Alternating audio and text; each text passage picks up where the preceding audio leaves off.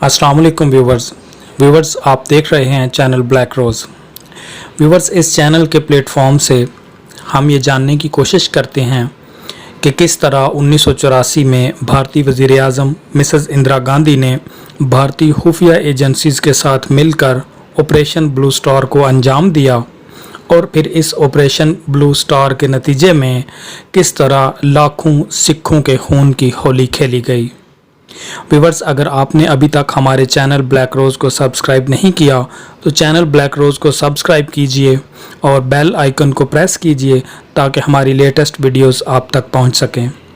तो चलिए फ्रेंड्स, शुरू करते हैं हमारी आज की एपिसोड।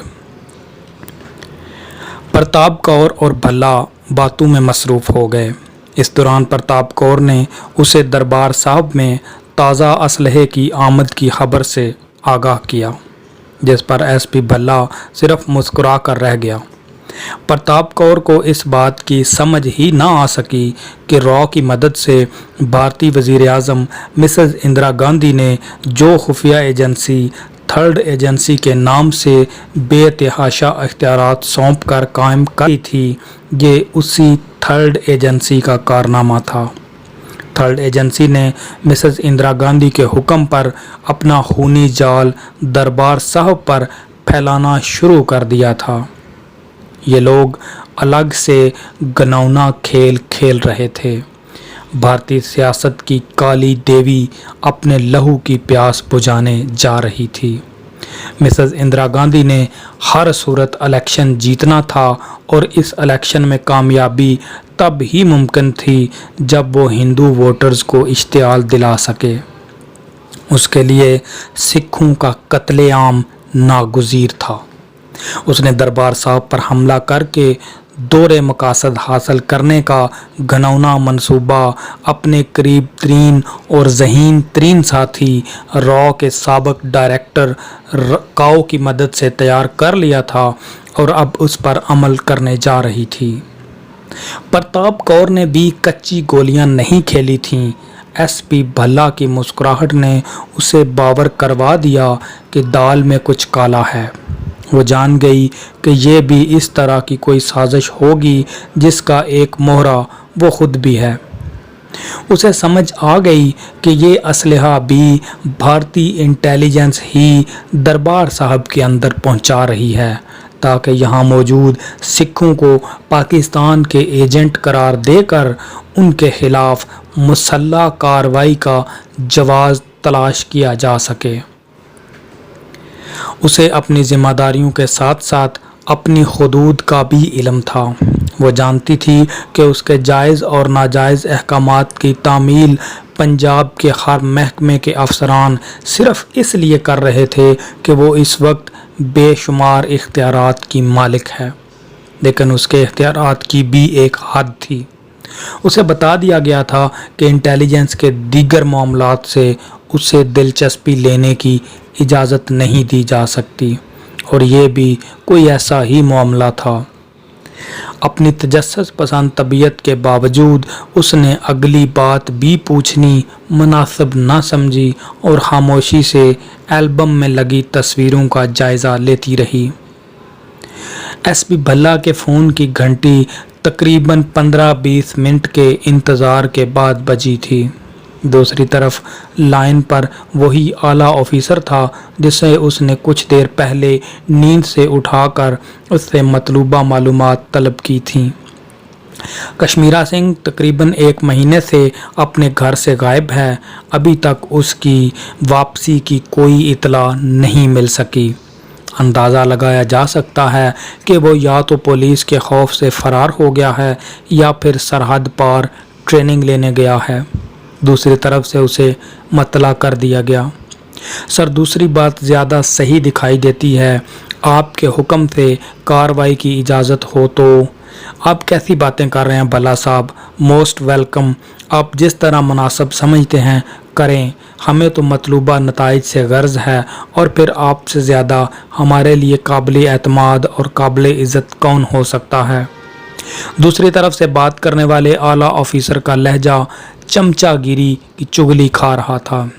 शायद उस बेचारे को भी इस बात का इल्म था कि भला उसके भी आला अफसरों का छोड़ा हुआ कुत्ता है जिससे उन्हें बहरसूर तावन करना है, और उसकी तरफ से आला अफसर की तारीफ में कहा जाने वाला कोई भी फ़िक्रा बिल्कुल वही असर दिखा सकता है जो उसके खिलाफ कहे जाने वाला फ़िक्रा। शुक्रिया जनाब, मैं आपका खादिम हूँ। एसपी भल्ला ने बहरहाल प्रोटोकॉल को मलहूज़े खातर रखा था और वो नहीं चाहता था कि ख़्वामख़्वा आला अफसरान को अपना दुश्मन बना ले। मैं अपने आदमियों को हिदायत जारी कर रहा हूँ कि वो इस मामले से अलग हो जाएं, उसी आला ऑफिसर ने कहा।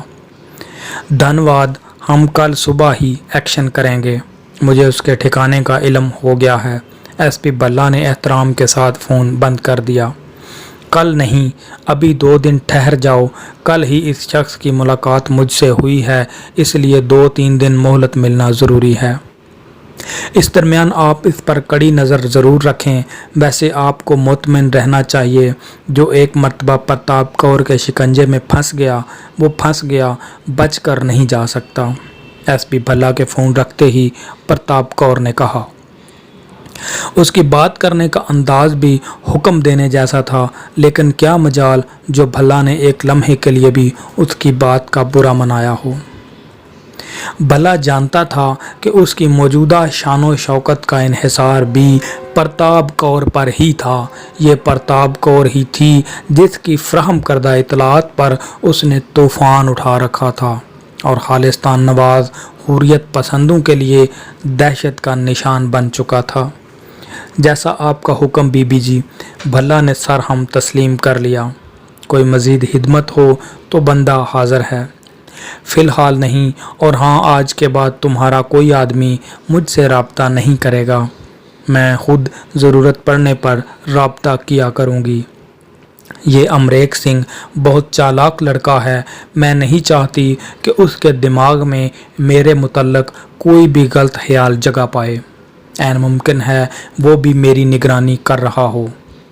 ये लोग सरहद पार से तरबियत हासिल करके आते हैं और तुम जानते हो कि वो उन्हें खासा होशियार करके भेजते हैं।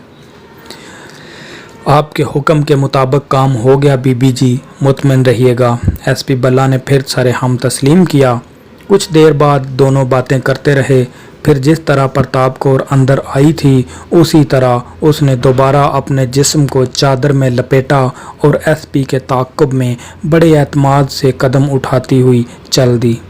जिस तरह एसपी भल्ला उसे अपने साथ लेकर आया था उसी तरह अपने साथ लेकर वापस चला गया। बिजली घर इंटेरोगेशन सेंटर से कुछ फासले पर वो रुक गया।